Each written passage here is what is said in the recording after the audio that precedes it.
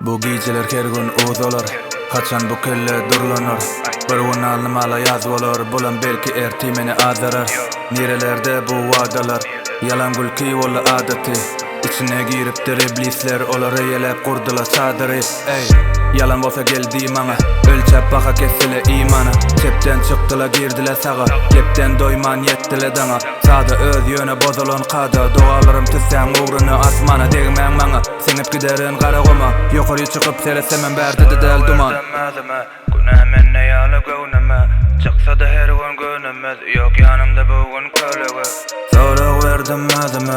Günah menne yalı göwneme. Çıksa da her gün gönümez. Yok yanımda bugün kölüge. Zekilir içime girip hala men anımı. Başıma gelen belalı vermedi havarini.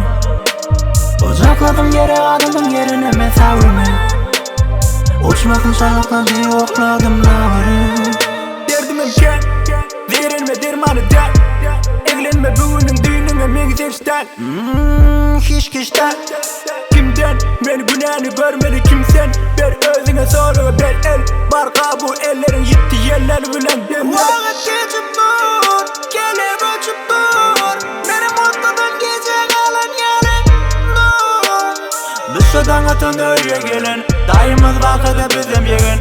Ağırımızda yok başın egin. Cemleri söndürüp tüsle ölün. Zekilir içime girip hala men anımı. Başıma gelen belalı vermedi havarini. Ocakladım yere adımın yerine mesavrimi. Uçmakın çalıkla diye okladım davarı.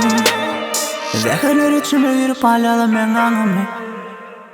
Başıma gelen belalı vermedi havarini. Ocakladım yere adımın yerine mesavrimi. Uçmakın çalıkla diye okladım davarı.